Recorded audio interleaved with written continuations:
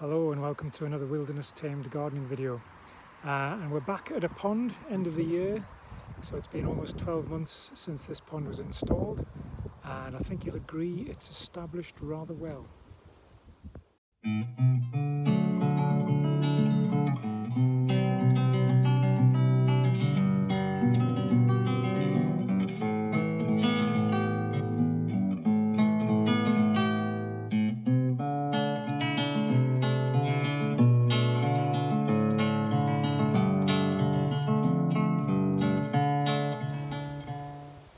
Despite the rather intense drought during the summer, during which it pretty much dried out altogether, this has bounced back incredibly well with a bit of late summer and autumn rain.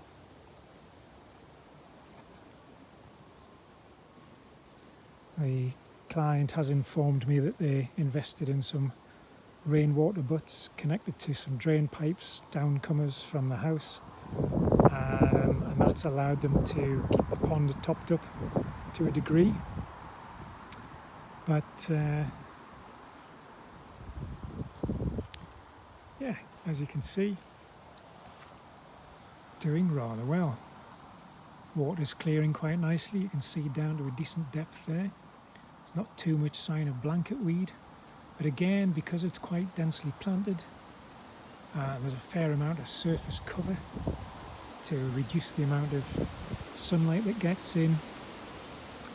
That all helps with keeping the water clear, creating a nice balance, oxygenating the water and decreasing the nutrient level so that blanket weed doesn't thrive. And by decreasing the nutrient level, what I mean is the roots of all these plants are sucking up nutrients, like might contribute to the growth of blanket weed and undesirable stuff. Client has also told me that she's got a photograph of a roe deer coming down to drink at this end. Now these stones and the tree stumps aren't something that I've put in.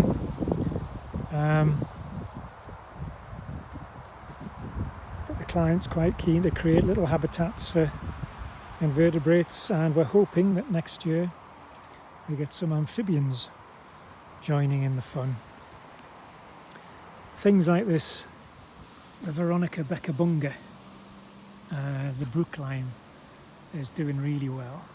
And these stalks, again, I think the drought has caused that to suffer a bit. That's the flowering rush, Butomus, but it'll grow back again. There's things that I haven't put in which have thrived, which is the starwort, this tiny little leaved thing here. The lily, this is purple loosestrife. You can hear all the Americans screaming. Ah! But in the UK it's fine. In fact, we need more of it. Flag iris there. We've even got a marsh marigold flowering for the second time. Caltha palustris. Quite a splendid plant. So my intention was to cut the vegetation around the margins and in the pond, because it's looking so lush and green and healthy. I'm a bit loath to do it, so that might have to wait until later in the year. I'll maybe come back at the back end of November and just cut out some of this emergent and deep water stuff, just so there's not too much dying and rotting down into the bottom of the pond. I mean, the layer of silt is good as far as the wildlife's concerned, but again, you just want to try and maintain a manageable level of nutrients.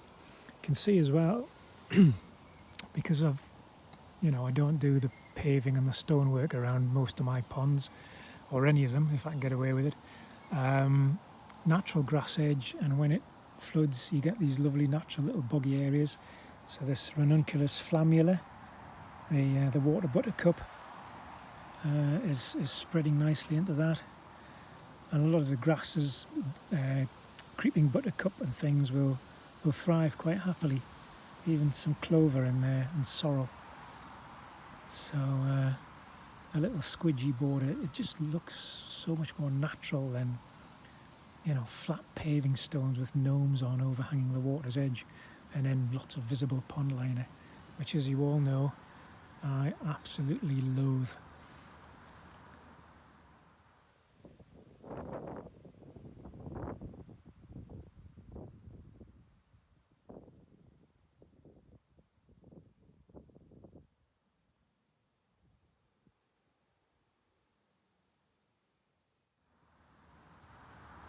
So I am delighted with this, and so is the client.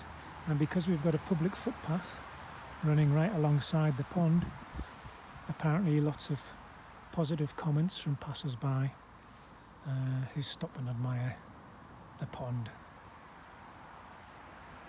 So next year, a few damselflies, dragonflies, frogs, newts, toads, maybe. It'll look absolutely tremendous. You've got my contact details. If you're in the northeast of England, or even further afield, I'll happily consider coming and creating something like this for you. So do get in touch.